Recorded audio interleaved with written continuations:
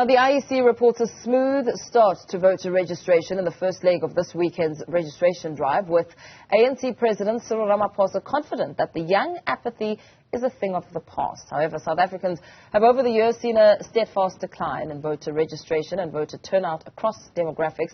According to the International Foundation for Electoral Systems, the country saw an 89.3% voter turnout in 1999 and a 65.99% turnout in 2019. According to the IEC's website, as of the 4th of February, just over 27 million people have registered to vote in the upcoming elections. But do we anticipate this year's polls will have a bigger turnout, considering this year is being described as a watershed election? Former Statistician General Dr. Pali Lehohla gives us some perspective. A very good morning to you, Dr. Lehohla. Thank you for your time. I mean, a lot has been said as the call for young people to come out in their numbers to ensure that they registered to vote and participate in shaping their future. But we know that looking at the numbers over the past years, there's been a decline. What is your assessment as you see the work of the IEC? I mean, voter roll now surpassing the 27 million rand, not million rand, but million mark. Will that translate into votes? Well, let's start by congratulating Bafana. Yes, I see you dressed for the occasion. Yes, and I hope that they will add some spice to ensuring that we all go and register so that ultimately we vote. I think if one looks at the number of political parties that registered coming on stream, they are largely parties that are led by young people. I suppose that may be a regeneration of political activism, and more young people would actually resonate with young leadership. So it's my expectation that young people will actually go to register and then ultimately go to the polls. After all, the future belongs to them. Having said that, well, the taste will still be in the pudding. If we look at 1994, 19 million people actually went to the polls, which was 50% of the population. Where we are now, we have 43% of the population having registered, or rather 27 million people registered, which is 43% of the population. If that trend persists, it means that the people who will vote will be less than that 43%, because usually that number will be less. Will always be less, but we are still far from closing of the registration, and of course the campaigning will start, and I think we'll see a surge in the numbers that register. Dr. Lehohla, you've previously said that you believe that the past 15 years have been marked by a reversal of South Africa's democratic gains, that perhaps this year's elections should have been postponed. What was the basis of that argument, or perhaps observation? Well, my urge and suggestion to postpone the elections was received with initially a lot of question marks around what will happen to the Constitution. But more generally, I think the responses have been quite positive by starting to ask, what are we voting for? And I think it is clear that more questions will mount, particularly on those who want to be voted into power. The question will be, what are we voting for? And we are seeing a number of manifestos coming out, and I've been trying to forage through these manifestos to understand what they actually mean. And naturally, manifestos are promises, but validation of the possibility of delivery on those manifestos in terms of delivering democracy. By the way, Amilcar Cabral argues that people are not voting for something in somebody's head. They are voting for material benefits that guarantees the future of their children. And I think South Africans have to really pierce hard on that as to whether the promise of democracy, which is service delivery across space and time, is what will be delivered. And they're future proof of that. And that means political parties have to actually engage in what does it mean? What does material benefits mean? How does it get organized? How do people participate in it? It can't be that 75% of the unemployed are youth today. And that number, in fact, of the unemployed in 2023 is, or rather, the number of the employed youth in 2023 is smaller than the number that was employed in 2008. Any young person looking at that sees no hope in the situation. It cannot be that blacks are still, as a percentage of themselves, skilled, is 15% on average, compared to the average of Indians at 60 and the whites at 65% of the skilled. In a population where blacks and colors are 90%, it hovers, it really behooves us to really think about these numbers and what they mean. Given that stark needle for blacks and colors at that low rate, it implies that this country doesn't have a future. I mean, countries that have a future are those that are skilled. Yeah. If you look at the white population, it's like Korea.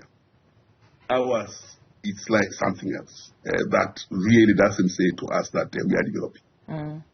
Elections are going ahead, of course. In fact, we're just waiting on a date from the president. As we try and make sense of the importance and the significance, the historic event that will take place this year, what predicament does this place the voter in as political parties are out there in their numbers wooing voters? The stakes are pretty high. The stakes are pretty high. I mean, I'm arguing, and as I will, that moral hazard, if somebody as a jockey comes with his own horse and parades it before you, what is the in that kind of space? Yours is to gamble. Whereas when you have a stake in the horse that is determining the policies yourself, then you can go and take your horse to would-be jockeys and say, I would like you to be a jockey provided you meet the following criteria. We have to turn this thing on its head. It's a moral hazard if a political party comes with its own manifesto.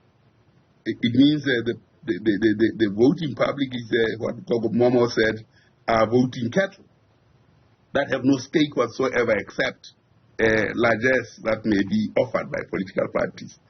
Society must have a manifesto of its own against which the politicians should come and compete and say, we see your manifesto and it looks good. I mean, if you think about Socrates and Plato say that democracy is bound to die because the demos, anybody can actually become a president.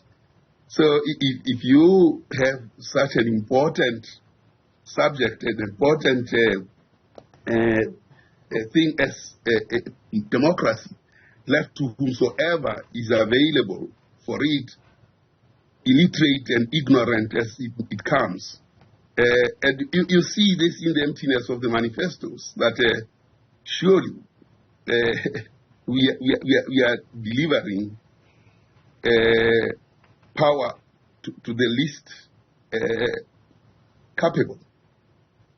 And that's the dilemma of a democracy that is not refined in education. And in South Africa, we have just reproduced less education, less educated population. Therefore, the quality of our democracy will reflect that lack of education.